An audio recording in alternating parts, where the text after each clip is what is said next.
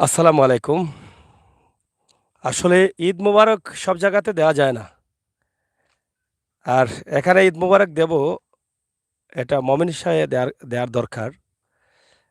আর মানুষ হিসাবে কষ্ট লাগে। কিছু, কিছু মানুষের সামনে ঈদ মোবারক বলা যায় না। এই যে মানুষগুলো তারা ঈদ করেছে কিনা, এটা আগে আমাদের জানা দরকার, বোঝা দরকার। আর তারা কিভাবে ঈদ করবে যাদের ঘরটি এই দুর্যোগ বন্যা ২০২২ এর বন্যা কেড়ে নিয়েছে, তারা তো ঈদ করার প্রশ্নই ওঠে না। তারা আছেন কোথায়, থাকছেন কোথায় আর খাচ্ছেন কি? এই বিষয়গুলো জানা দরকার, বোঝা দরকার। আমরা মানুষ, আমরা মমিন, আমরা মুসলমান। সবার উপরে মানুষ সত্য, তাহার উপরে নাই। মানুষের দুর্দিনে আমাদেরকে এগিয়ে আসতে হবে। আর সেই দুর্দিনে কি আমরা এগিয়ে আসছি? এই ২০২২-এর যে ভয়াবহ দুর্যোগ এসেছে, সেই দুর্যোগেই সিলেট বিভাগের শত, শত পরিবারকে নিঃস্ব করে দিয়েছে। এখানে যে একটি পরিবার এখানে দাঁড়িয়ে আছে গাছতলায়, এই মানুষগুলো হচ্ছে সর্বহারা। একদম অসহায় যাকে ধরা যায়। যদি কোনো পরিবারকে অসহায় বলা যায়, তাহলে এই পরিবার। যাদের খাবার নেই, থাকার জায়গা নেই, চুলা নেই, রান্নার ব্যবস্থা নেই, সেই হচ্ছে এই মানুষগুলো। তাদের মূলত বাড়িঘরও ছিল না। তাদের বাড়িঘরও ছিল না, তাদের বাড়ি ছিল মগলগাঁও গ্রামে। কিন্তু জায়গা না থাকার কারণে তারা চলে আসছেন এখানে সরকারি রাস্তার জায়গায়। এই রাস্তা যেখানে আমি অবস্থান করছি, সিলেট সুনামগঞ্জ সড়ক লামাকাজি, একদম পশ্চিম সদরে লামাকাজি লালারগাঁও থেকে এই জায়গায় আমরা এসেছি। লালারগাঁও থেকে এই রাস্তাটি এদিকে এসে একদম বাজারঘাটে গেছে। আর আমরা এই মুহূর্তে নোয়াগাঁও এলাকায় আমরা অবস্থান করছি। আমরা আশা করব এই ঠিকানাটি আপনারা হয়তো ইতিমধ্যে জেনেছেন। এই ওরে সরাও, ওরে সরাও। আমরা এই ঠিকানাটি আমরা আপনাদের কাছে উপস্থাপন করছি এখানে, যে আপনারা যদি চান তাহলে আপনারা এখানে এসে সাহায্য সহযোগিতা করতে পারেন। এখানে দেখেন যে ঘরগুলো আমরা আপনাদের কাছে উপস্থাপন করছি। এই যে দেখেন যে অবস্থাটা আছে, এই যে তাদের ঘর, এটা হচ্ছে তাদের ঘর। কিন্তু আপনারা হয়তো ভাবছেন যে সাগর ভাই শুধু বলে ঘর ঘর, ঘর কই? এটা তো আমারও প্রশ্ন, তাদের ঘর কই আছে? দেখেন একদম নিশ্চয় মানুষগুলো। ভিডিওটি শেয়ার করেন আর মন থেকে একটু ভাবার চেষ্টা করেন। আমি আপনাদেরকে বোঝানোর চেষ্টা করছি একটু সুন্দরভাবে। এটা একটি সরকারি জায়গায় তারা কিন্তু বসবাস করছিলেন। এদিকে হাওরটা দেখাও একটু। এই যে এদিকে হাওর। হাওরে যখন পানি ছিল এখান থেকে বিপদসীমার উপর দিয়ে এই ঘরের প্রায় বেশর থেকে ছিল পানি। ঠিক তখনই কিন্তু পানির স্রোতে এই ঘরটি ভেঙে গেছে। এবং প্রশ্ন থাকতে পারে যে ঘরটি যখন ভেঙে গেল লালসামানা কই? হ্যাঁ, সেগুলো কই? সেই প্রশ্নটা আমিও তাদেরকে করেছি। থেকে জানবো, আপনারা অপেক্ষায় থাকেন। কিন্তু এই পরিবারে কতজন মানুষ থাকেন এবং কিভাবে আছেন, তারা বর্তমানে কই আছেন, সেই বিষয়গুলো জানানোর জন্য আমরা আছি। আপনারা অবশ্যই আমাদের সাথে থাকবেন, উপভোগ করবেন আমাদের আজকের এই ভিডিওটি। এদিকে একটু ঘোরাও। এখানে এই যে একটা মেয়ে আছে, এই পরিবারের অভিভাবক যিনি, ওনার বাবা ও লাগতেছে। এদিকে দেখেন, আমি একটু মেয়ের সাথে কথা বলি। একটু সামনে আসো, মা, এখানে আসো। তোমার নাম কি? নাদিয়া ধরা বেগম। লাগতো না, হ্যাঁ? নাদিয়া বেগম। নাদিয়া বেগম। জি। আচ্ছা। তোমার তোমার ঘর ছিল এটা? জিয়া। তোমার রহিম উদ্দিন। রহিমউদ্দিন কি করেন উনি? কৃষি কাজ করেন। কৃষি কাজ করেন। জিয়া। আচ্ছা। তো তোমরা তোমাদের ঘর কই এখন? নদীতে ভেঙে গেছে, স্রোতে ভেঙে নিয়েছে। মানে পানিতে? জি। মানে পানি ভাঙা নিছে? জি। ছিল, আমরা থাকার জায়গা ছিল না। হুম, আমরা খুব অসহায় ছিলাম। আমাদের মতো স্থান দেওয়ার মতো কেউ ছিল না। হুম। তখন আমরা অন্য এখানে গিয়ে স্থান নিয়েছি। মানে এখন কোন পর্যন্ত কোন আমরা জায়গায় অসহায়। গেছিলা তোমরা? মুগলগাঁও। মোগলগাঁওয়ে? জি। আচ্ছা, ঘরটি কি মানে পানির স্রোতে ভেঙে গেছে, আপনি এখানে আসেন? জি, ভেঙে গেছে। পানির স্রোতে ভেঙে জি। গেছে। আচ্ছা, আচ্ছা। আপনাদের ঘরে কতজন মানুষ আছেন? 7 জন। 7 জন। জি। মানে আপনার বাবা মা, আপনার ভাই বোন? জি, আমার বাবা মা, আমরা 4 বোন, 2 ভাই 2 বোন আর আমার দাদি। উনি খুব বৃদ্ধ। এক এক ১০৫ বছর ওনার বয়স। ১০৫ বছর। জি। আচ্ছা। একটু আপনার সামনে আসেন। এখানে আসেন। তা আপনার ঘরটি একটু এদিকে সরে আসেন তো লাইটটা ভালো হবে। এদিকে আসেন, তুমি আসো এদিকে। আপনি আসেন। আপনার ঘর ঘর মানে কিভাবে ভাঙলো এটা? এটা তো ঘূর্ণিঝড় আসছিল, পানির সময় বড় আচ্ছা, হ্যাঁ। পানি। পরে আপনারা ভয় পেয়ে রাস্তার উপরে গেছেন। রাস্তার উপরে গেছি, রাস্তার উপরে রাস্তার উপর থেকে রাস্তার উপরে পানি হয়ে গেছে, আচ্ছা, যে আঁটু পানি হয়ে গেছে রাস্তার উপরে, আর আচ্ছা, ঢেউ মাথার উপরে পর্যন্ত মারছে। আচ্ছা। আমরা ডরাইয়া যেখানে উষা দেখছি ওখানে একটা একটা নাহর একটা গুমটি আছিল, আমার নাহটাও সরে নিয়েছি, একটা হ্যাঁ, গুমটি আছিল, গুমটি দিয়ে আমার বাচ্চা কাচ্চা গুলি আমার শাশুড়ি লইয়া খুব আজাবে বনো আসলাম। মানে রাস্তার উপরে এই বৃষ্টির মধ্যে? যে বৃষ্টি হ্যাঁ, বৃষ্টি পড়তো না খালি উপরে, আর ঢেউ তার মারে ও গুমটির উপরে দিয়ে ঢেউ মারে। আমরা আচ্ছা। সামান্য একটু জায়গা বাউরা আছি, ও অত আমরা থাকছি। থাকার পরে এখন আমার যে গোটা বাঙ্গানে সব কিছু মাল বাসায় নিছে, আমরা ধরার কোনো ক্ষমতা হয়েছে না ঢেউর ঘরটা যখন ভাঙা নেয় তখন আপনি দেখছেন? দেখছি দিনে না রাতে নিছে? দিনে দিনে। সকালে। তো মাল সামানা মানে কোনো কিছু রক্ষা করতে যে পারেননি? রক্ষা করতাম পারছি না, ডরাইয়া ঢেউ মাথার উপরে পর্যন্ত মারছে, আর ইনো আইতাম পারছি না, একদম ফুটাছিল। হ্যাঁ। আইসলাম আমি একটু টিনো ইয়া ধরছিলাম, আমার লইয়া গেছি গো অনন্যারে গাছ লগে বাড়ি খাবাইয়া আতুত খাইতে পরে আমি সারিচ্ছি সাইডে খান সব মাল সামানা সব নিয়ে গেছে? সব কিছু লইয়া গেছে। আমার মানে ঘর ভেঙে ঘরে টিন টান যা ছিল সব? বাসন আরি লাগাই আমার কিচ্ছু রয়েছে না। আমার বাচ্চা তোর শুধু এক কাপড়, যে কাপড় ফিন্ন লই আমরা বাড়াইছিলাম ও কাপড়গুলো আমরা ফিন্ন এখনো আছে, আর কোন কাপড় চোপড় বলতে কিচ্ছু এক বলতে আমরা কাপড় না। দিয়ে কি আপনারা এতদিন থেকে আছে? 60টা দিন আমরা বন্যা, 60 দিন আমরা সরখ আপাল খাইছি, মেঘ খাইছি, জরি খাইছি, এক কাপড় আমরা ফিন্ন ফুকাইছে বিচ্ছে। ও আচ্ছা। শুধু ও একটা কাপড় আমরা ফিন্ন, দ্বিতীয় কোনো কাপড় ছিল না আমরা ফিন্ন। আর আমরা কাপড় চোপড় কিচ্ছু নাই, একটা বদনাও নাই, একটা হাড়ি বাসন কিচ্ছু নাই স্যার আমরা। আমরা এমন অসহায়। আসলে কথা কি শুনবো, শোনার আগেই চোখে জল আসছে যে একটি কাপড় পরে 4 দিন এটা তারা এখানে আমার ভিতরে মানে বাচ্চাগুলোকে নিয়ে তারা শুয়ে আছে, আবার শুকিয়েছে, ভিজেছে, এরকম অবস্থায় তারা ছিলেন। মানুষের উপর দিয়ে কি যে ঝড় গেছে এটা একমাত্র আল্লাহ ছাড়া কেউ বলতে পারবে না। যারা এই দুর্যোগে অংশগ্রহণ করেছেন তারাই বলতে পারবেন। এই বন্যা পরবর্তী সময়ে মানুষের এই যে ঘটনাটি ঘটেছে, আমার মনে হয় মৃত্যুর আগ পর্যন্ত 2022-এর এই কষ্টের কথা, জীবন বাঁচানোর সংগ্রামের কথা স্বর্ণ অক্ষরে মানুষের কলিজায় লেখা থাকবে। এই যে মানুষগুলো আজকে একটি কাপড় নিয়ে, শুধুমাত্র এক কাপড়ে তারা আছেন, তাদের পরিবারের কোনো না কোনোভাবে কোনো জিনিসপত্র তারা রক্ষা করতে পারেননি। এই গরিব মানুষদের হয়তো গরিবানা কিছু কাপড় চোপড় ছিল, জিনিসপত্র ছিল, সবগুলো এই বৈশাখী ঝড়, এই বন্যার পানি খেড়ে নিয়েছে। এখন তাদের যে থাকার যে মাথা গোঁজার ঠাঁইটা সেটাও নেই। ঘর যখন ভেঙে যায়, এই মা তখন ভাবছিলেন যে একটু একটু ঠিন ধরার জন্য বা মালগুলো সেভ করার জন্য। তিনি বলছেন যে আমার হাতটা কেটে আমাকে নিয়ে গেছে ওদিকে। তখন তো সম্ভব নেই কোনোভাবেই কিন্তু এটা কন্ট্রোল করার। তাই আমি আপনাদেরকে দেখানোর চেষ্টা করছি এটার ম্যাগাজিন টিভি থেকে সরাসরি আজকের এই অসহায় পরিবারগুলো যেভাবে তারা কান্না করছেন আপনারা দেখেন। এই পরিবারগুলো একদম নিঃস্ব হয়ে গেছে। এই নিঃস্ব পরিবারকে সহযোগিতার জন্য আপনারা অবশ্যই হাত বাড়িয়ে দিবেন, আমরা আশা করি। তো এখন আপনারা থাকেন কোন জায়গায়? এখন আমরা বাজারের মধ্যে একটা দোকানের মাঝে ছিলাম। এখন তারা দোকান বাড়াতে দিত, আমরা বাড়ি আইতাম। মাত্র 4 দিনের সময় দিছে, 4 দিন পরে আমার বাচ্চা চলে কই যাইব আর কই হইব, আপনার কোনো নির্দিষ্ট নাই, আশ্রয় নাই। মানে এখন আপনাদের আপনার আশ্রয় নাই স্যার। আপনাদের মানে যে একটা দোকানে আছেন জি বাজারে? ও দোকান তো নিয়েও তারা 4 দিনের ভিতরে বাড়ি আইতাম, তারা বাড়াটি দিত। আপনার কাছে তো ঠেকা নাই, আমরা বাড়াটি কিতা দি দিব। তারা বাড়াটি দিত, আমার বাচ্চা চলো ইয়া আমি তুমি ফড়ি যেতাম। এখন যে খই যেতাম আর খই যে থাকতাম, আমরা এমন কোনো চারা তবিক নেই। আপনারা মনে হতে আপনারা আশ্রয় দেখুয়া চারা দেখুয়া আমরা আগে আল্লাহ বাদে জানি, আরে আমরা দোয়া দিব আপনারা লাগি। আমরা নামাজ বইরাত দোয়া করবো। আমার বাচ্চার 2টা কোরআন শরীফ আছিল, একটা অজিবা আছিল, পরীক্ষা দিতে বই আছিল, কিচ্ছু নাই আমরা। আমার কোরআন শরীফ গেছিল লাগাইয়া, অজিবা গেছিল লাগাইয়া, আমরা গর্তনি বন্যা লইয়া গেছে। এক যারা বিন্দু পরিমাণ এখন একটু আপনারা মানে কোনটা আল্লাহর পাইছি না। রাস্তায় সাহায্য চাচ্ছেন। আপনার কাছে আমরা আল্লাহর রাস্তায় সাহায্য চাই, আর আপনার মনে হতে আপনারা আমরা সাহায্য করুক। আমরা একবারে নিয়ে আসবো, আমরা একবারে রাস্তাত নামছি। আপনি একটু সামনে আসেন। এই যে দেখেন এই মানুষটিও কিন্তু এখানে দাঁড়িয়ে দাঁড়িয়ে কান্না করছেন। আসলে একজন পুরুষ যদি সমাজে থাকেন, পুরুষের উপর অনেক দায়িত্ব থেকে থাকে। এই বাবার উপরে এই বাচ্চাদের নিরাপত্তা দেওয়ার দায়িত্ব রয়েছে।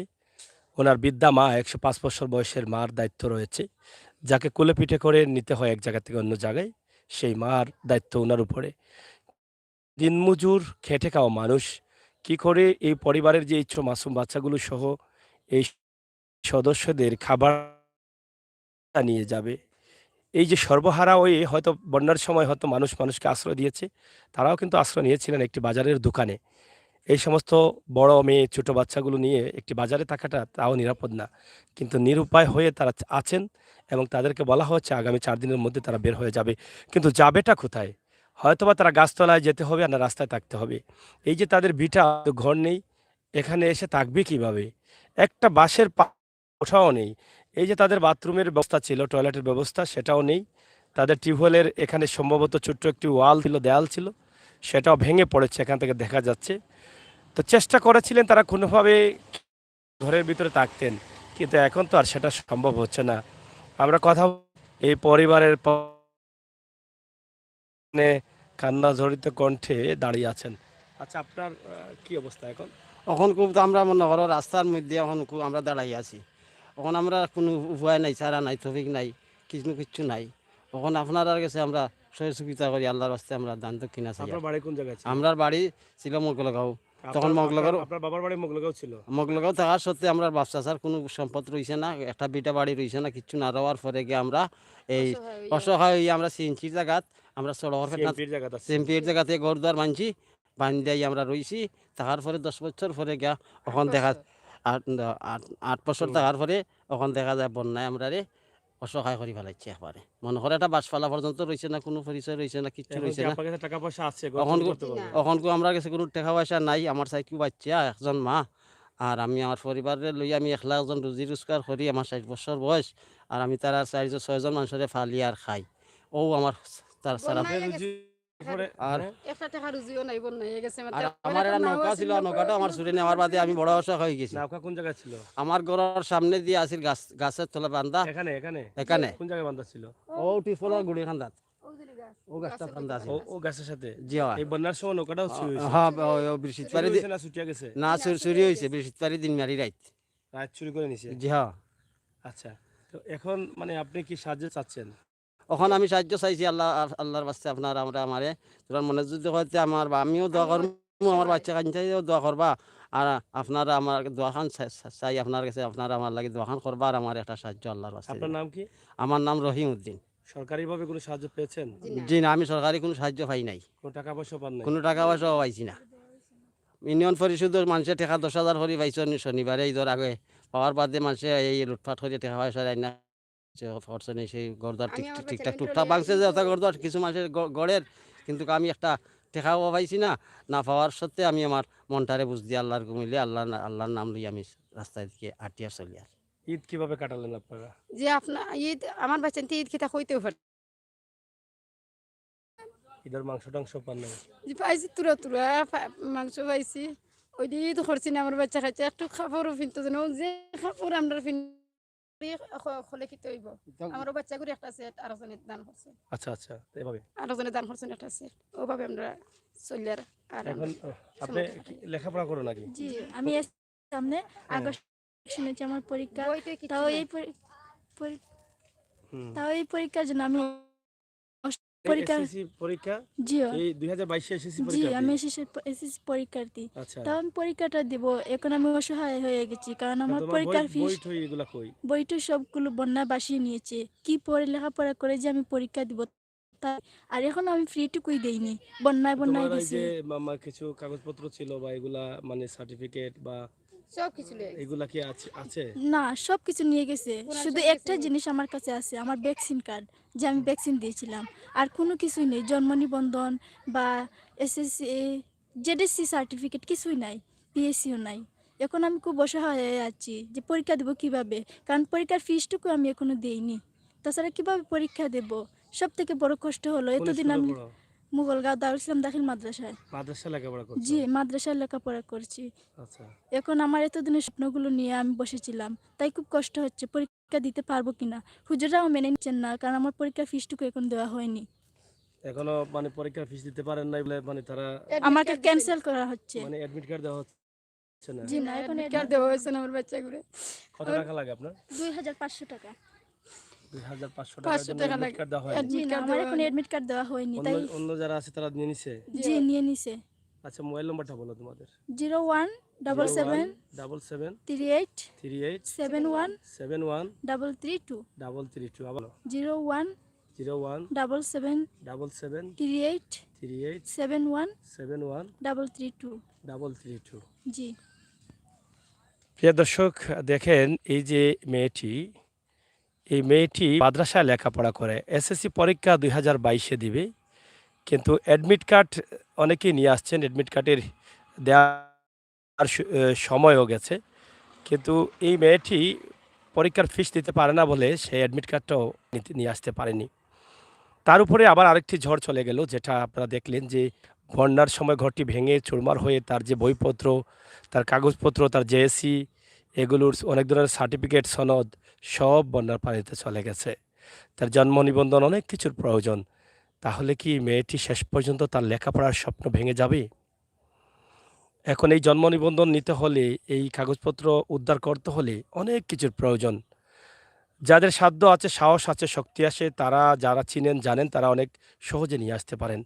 আর যারা এরকম মানুষ, অসহায়, দারিদ্র, তারাও কিন্তু অনেক সময় অনেক জায়গায় গেলে তাদের এই কাগজগুলো নিতে তারা অনেক অসুবিধা হয়। তো এটা হচ্ছে একটি বিষয়। আরেকটি বিষয় হচ্ছে টাকার অভাবে মেয়েটি পরীক্ষা দেবে কিনা, সে সে কান্না করছে, তার মা কান্না করছেন। অ্যাডমিট কার্ড সবাই নিচ্ছে, কিন্তু সে নিতে অ্যাডমিট কার্ডটি পায়নি।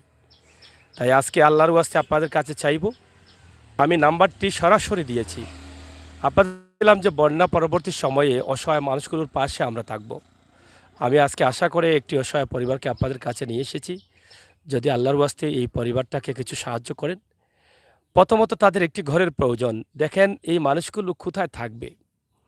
একটি ঘরে আছে, তারা ঈদ তো করেই না, ঈদের কাপড়, ঈদ কি তারা বুঝতেই পারে না, কিন্তু থাকবে কোথায়, কোথায় যাবে? একমাত্র আল্লাহ ছাড়া তাদের কেউ নেই। তাই আজ এই পৃথিবীর মানুষের কাছে তারা আমাদের সিলেটের ম্যাগাজিন ইউটিউব চ্যানেলের মাধ্যমে আল্লাহর ওয়াস্তে সাহায্য চাচ্ছেন। চোখের জল অজরে ঝরছে তাদের প্রত্যেকের, মনের কষ্ট আছে। এই যে পরিবারের বড় মেয়েটা, সে মাদ্রাসায় লেখাপড়া করে, আমি আসার পর থেকেই সে নীরবে শুধু কান্না করছে, চোখের জল ফেলছে, তার মা কান্না করছে। এই পরিবারের জন্য কি আমরা পারি না সাহায্যর হাত বাড়িয়ে দিতে? আমরা কি পারি না এই পরিবারটাকে একটি ঘর তৈরি করে দিতে? এই মেয়েটার এই যে অ্যাডমিট কার্ড নিয়ে আসতে পারছে না, পরীক্ষা দিবে, সে এসএসসি পরীক্ষা দিবে, তার হয়তো স্বপ্ন আছে, গরিবের মেয়ে, সে লেখা মাত্র 2000 টাকার জন্য সে পরীক্ষা দেবে না, এবং এসএসসি পরীক্ষার জন্য তার প্রস্তুতি নিতে হবে মাত্র কয়েকদিনের ভিতর, হয়তোবা। হুম,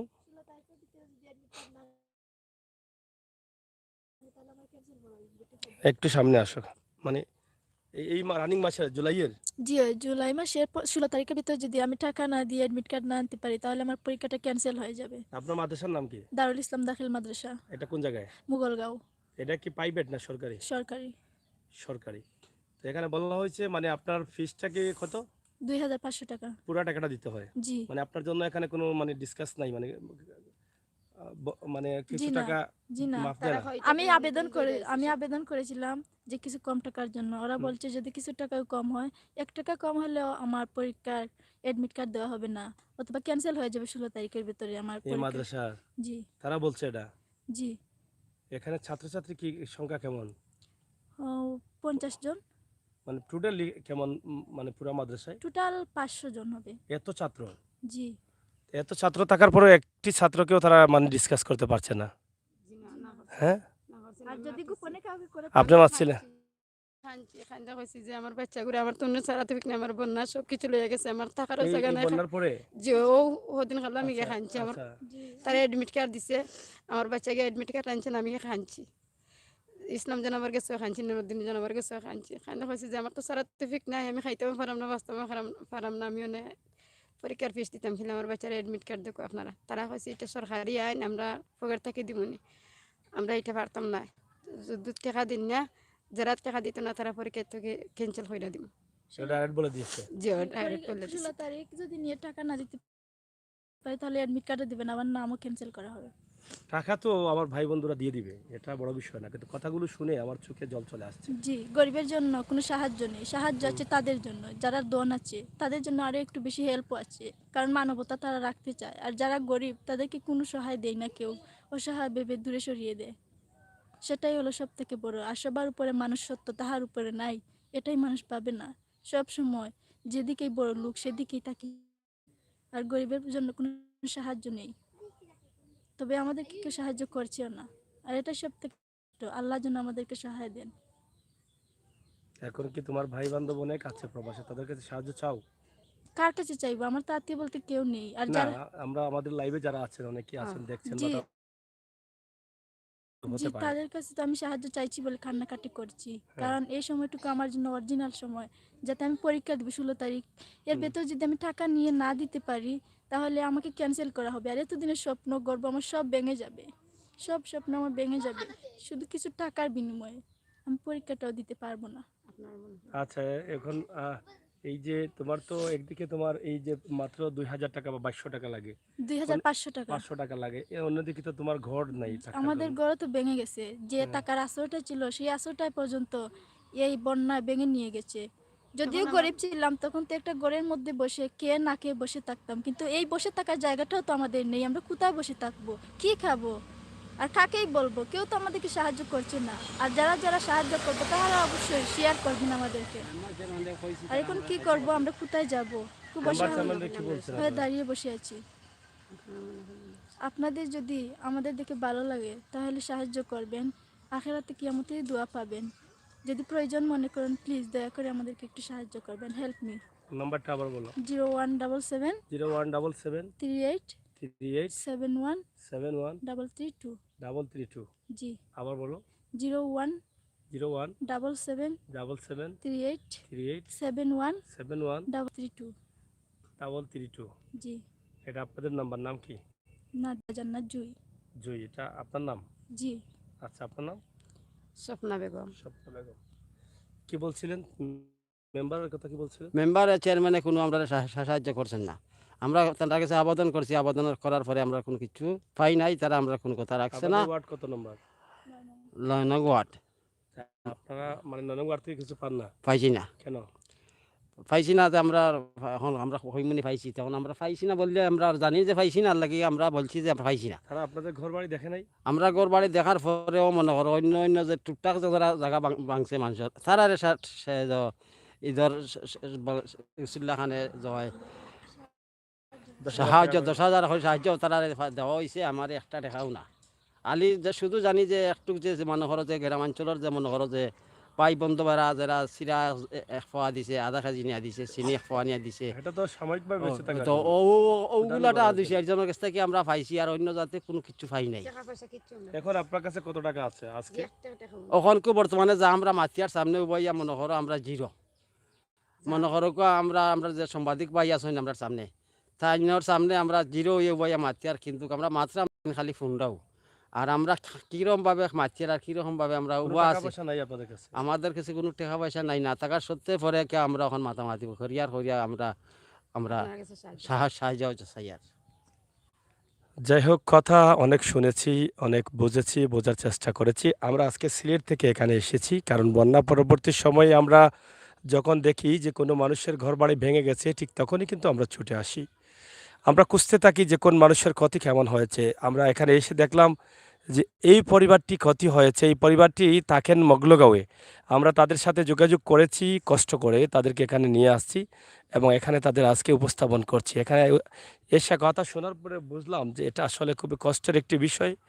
এই যে আমাদের পৃথিবীতে আল্লাহ তাআলার এই দুনিয়াতে কিছু মানুষ এত কষ্টে আছে, সেই কষ্টের বিষয়টা আমরা আপনাদের কাছে উপস্থাপন করছি। ছোট ছোট বাচ্চা নিয়ে তারা না খেয়ে আছেন, এখন তাদের কাছে একটি টাকাও নেই, কারণ বন্যা পরবর্তী সময়ে কোনো কাজকাম না থাকার কারণে তাদের কাজকাম নেই। তাদের একটি নৌকা ছিল, সেটাও চুরে নিয়ে গেছে। এবং এই যে বন্যার সময় তাদের কিভাবে তাদের জীবনটা তারা রক্ষা করেছেন একমাত্র আল্লাহই জানেন। তাদের জীবন বাঁচানোর গল্প তো আমরা শুনলামই। এবং সামান্য টাকার জন্য যে মানুষের লেখাপড়া বা মানুষের স্বপ্নটা ভেঙে চুরমার হয়ে যায়, এটা আমাকে অনেক আঘাত করেছে। একটা মাদ্রাসা, দ্বীনি শিক্ষা, ইসলাম শিক্ষা, যেখান থেকে মানুষের কল্যাণে মানুষকে শিক্ষা দেয়, মানুষকে মানুষ বানায়, যে যে যে প্রতিষ্ঠান থেকে, সেই প্রতিষ্ঠানে যদি একটা মেয়ে বা মেয়ের পরিবার, মেয়ের বাবা মা গিয়ে কান্না করে যে আমাদেরকে হেল্প করেন, আমি তো এই দুর্যোগের সময় আমার মেয়ের টাকাটা, অ্যাডমিট কার্ডের টাকাটা দিতে পারছি না, আমাদের কিছু ডিসকাউন্ট করে আমাদেরকে দেন, একটি টাকাও তারা ছাড় দিবেন না। এটা কি করে হয় এটা আমি বুঝতে পারি না। এত পাষাণ মানুষ হতে পারে একজন মানুষ এই দুর্যোগের সময়? এখানে মাদ্রাসায় তো অনেকই শিক্ষকরাও আছেন, চাইলে তো তারা এরকম একটা ফান্ড করতে পারেন এই দুর্যোগে এই সমস্ত অসহায় মানুষের জন্য। ফোনটা ধরেন, ফোনটা ধরেন। অসহায় মানুষের জন্য একটা ফান্ড করতে পারেন, যে এই দুর্যোগে যারা লেখাপড়ার বা অ্যাডমিটের বা যারা বেতন দিতে পারবে না তাদের জন্য আমরা কিছুটা হলেও সহযোগিতা করব ইনশাল্লাহ। কিন্তু সেই সুযোগ সুবিধাও তো আমরা পাচ্ছেন না।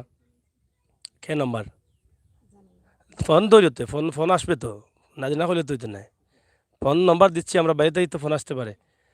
তো যাই হোক, আমরা আপনাদেরকে দেখানোর চেষ্টা করেছি আজকের এই পরিবারটাকে আপনারা আল্লাহর ওয়াস্তে সাহায্য করবেন। এই যে হাওর অঞ্চলে তারা সরকারি জায়গায় একদম নিরাশ্রয় হয়ে বিটা ঘর সব হারিয়ে তারা কিন্তু এই যে এদিকেও হাওর, তাদের ঘরের এই পাশেও কিন্তু জিলকার হাওর, এই হাওরের পাশেই কিন্তু তারা। তোমার বাড়ি কোনটা গো? ওইদিকে আসো। এই যে তাদের ঘরটা কিতা বন্যা পাইঙ্গা নিছে বন্যা পানি আগে ঘর আসেনি তারা, আগে ঘর আছে বন্যা পানি নিছে। এরা কিতা একবারে অসহায় নি? একবারে শেয়ার বাড়ি ঘর নাই, মুখ লগতে কেউ নাইছে নাকি। আচ্ছা ঘুমাই, তখন তারা সাহায্য দরকার নেই। দরকার নাইনছে এরা কি থাকতো কিলা, এরা তো বাড়ি ঘর নাই, বাড়ি ঘর থাকলে নাকি চেষ্টা করিবা নাইলে আবার বাড়ি ঘর নাই, সরকারি জায়গাতে ইয়ে থাকরা। আপনার ঘর কোনটা? ও খান্দার ওখানটা নানি আপনার তো সরকারি জায়গার থাকা। ও উলা আপনার ঘর তো এখন মনে করো মোটামুটি আছে, ও কিছু আছে, তিনটা নিচে গিয়ে খালি চাল আছে। চাল আছে, ও আয়রার তো একবারে নিচে কি অবস্থা? নিচে কি আচ্ছা আচ্ছা। এই যে আমার আরেক মায়ের দিকে আসলেন, এদিকে হাঁটতে হাঁটতে চলে আসলেন, তো ভাবলাম যে কিছু জিজ্ঞেস করি। তিনিও বলছেন যে এদের কিছু নেই, এরা খুব অসহায়। তা আমি চাইবো প্রথমত আমার এই মেয়েটাকে আপনারা একটু সাহায্য করেন পরীক্ষার যে এডমিটের টাকার জন্য, এক। দ্বিতীয়ত আপনারা এই ঘরটির জন্য যে যেভাবে পারেন আপনারা তাদের নাম্বারে যোগাযোগ করে সাহায্য করেন সরাসরি তাদের কাছে, আমাদের কাছে না। আপনাদের নাম্বারটা কি বিকাশ আছে? আপনাদের নাম্বারটা বিকাশ, বিকাশ নাম্বারটা আবার বলেন। কল কোন জায়গা থেকে আসছে? বাইরে থেকে? আচ্ছা এদিকে আসেন, তাই লাইভে দেখুন আপনারা। হ্যাঁ, নাম্বারটা আবার বলেন। 01 01 77 77 38 38 71 71 332 332। 2 জি এটা বিকাশ? জি বিকাশ। আবার বলো। 01 01 77 77 38 38 71 71 332। 332। নামটা কি? নাদিয়া জান্নাত জুই। নাদিয়া জান্নাত জুই। আমরা নাম্বারটি আবার দিয়েছি, আল্লাহর ওয়াস্তে দেখেন এই মানুষগুলোকে আপনারা এই একটি ঘর, ছোট্ট একটি ঘর তৈরি করে দেন, ছোট্ট একটি ঘর তৈরি করে দেন। আমার এক ভাই মধ্যে কল দিচ্ছেন, আমি অনুরোধ করবো আপনি যদি কল দিয়ে থাকেন যেভাবে পারেন, কিছু পারেন বেশি পারেন, যেভাবে পারেন এই পরিবারকে সাহায্য করেন, আল্লাহ এটা কবুল করবেন নিঃসন্দেহে। এখানে কোনো ত্রুটি নেই। এই পৃথিবীতে মানব সেবাটাই সবচাইতে উত্তম, আর মানবের জন্য কাজ করলে আল্লাহ তাআলা কবুল করবেন। আমরা সবাই মরে যাব, কবরে যাব, টাকা পয়সা কেউ সাথে নিব না। আপনার টাকা ব্যাংকে আছে, আপনার টাকা রাখার জায়গা পাচ্ছেন না, আপনার ঘর খালি পড়ে আছে, আপনার বিল্ডিংয়ে মানুষ থাকার জায়গা নাই, কিন্তু এই সমাজে আমাদের কিছু মানুষ আছে যে থাকার জায়গা করতে পারছে না। এই যে মাসুম বাচ্চা, ফেরেস্তা বাচ্চা, তারা থাকার জায়গা করতে পারছে না, লেখাপড়ার জন্য তাদের স্বপ্ন ভেঙে যাচ্ছে সামান্য টাকার জন্য। তাই দয়া করে এই পরিবারকে সাহায্য করবেন। আপনাদের সকলের সুস্বাস্থ্য দীর্ঘায়ু কামনা করে বিদায় নিচ্ছি। আমি আজকে সিলেট সদর উপজেলা 7 নং মুগলগাঁও ইউনিয়নের নোয়াগাঁও গ্রাম, না নোয়াগাঁও গ্রাম। আমি আবার বলে দিচ্ছি, আপনি সুনামগঞ্জ সড়ক থেকে লামাখাজি পূর্ব পার, এম এ খান সেতুর পূর্ব পারে এসে আপনি হাতের ডান দিকে একটা রাস্তা আছে যেটা বাদাঘাট যাওয়া যায়, অথবা বাদাঘাটের এদিকে মগলগাঁওয়ের যে রাস্তা, এদিকে লামাখাজি যাওয়া যায়, এই রাস্তায় কিন্তু তারা রাস্তার পাশে এই ঘরটি করে আছেন, জিলকারা ওয়ারের পাশে। আপনাদের সাহায্যটা আর সাহায্যের হাতটা যেন আল্লাহ তাআলা প্রসারিত করার এবং তৌফিক দেন তাদেরকে সাহায্য করার, এবং আপনাদের সকলের সহযোগিতা যেন দ্রুত একটি ঘর তৈরি হয়ে যায়। এই মানুষগুলোকে এখন দ্রুত, এই যে সময় নেই, আপনার তৌফিক আছে, যেভাবে আপনি সাহায্য করে একটি ঘর তৈরি করার ব্যবস্থা করে দেন। আপনার একভাবে দেওয়ার তৌফিক নেই, আপনি যা পারেন দেন। এভাবে যদি সবাই আমরা দিতে থাকি তাহলে আমরা হয়তো আরও 2-3 দিনের পরে দেখবো সেই বাবা এই বাচ্চাদের নিয়ে একটি ঘর তৈরি করেছে। কোনোভাবে তাদের টাকার একটা ব্যবস্থা আপাতত করে দিতে হবে। আর শুনলেন তো সরকারিভাবে তারা কোনো ধরনের সাহায্য সহযোগিতা পাচ্ছেন না। আমরা আশা করব সরকারি কোনো সাহায্য থাকলে সেটাও যেন তারা পায়। এখন বর্তমানেও তারা না খেয়ে আছে, অনেক সময় চিড়া বা মুড়ি এগুলো খেয়ে তারা বেঁচে আছে। এই হচ্ছে মানবেতর জীবন। আপনাদের সকলের সুস্বাস্থ্য দীর্ঘায়ু কামনা করছি। কথায় ভাষায় ভুল হলে ক্ষমা সুন্দর দৃষ্টিতে দেখবেন। সিলেটের ম্যাগাজিন টিভিতে বন্যা পরবর্তী সময়ের ক্ষতিগ্রস্ত মানুষের অবস্থান আমরা তুলে দিচ্ছি, সেগুলো দেখবেন, সরাসরি তাদের নাম্বারে আপনারা শেয়ার করবেন। আল্লাহ হাফেজ। জায়গা তো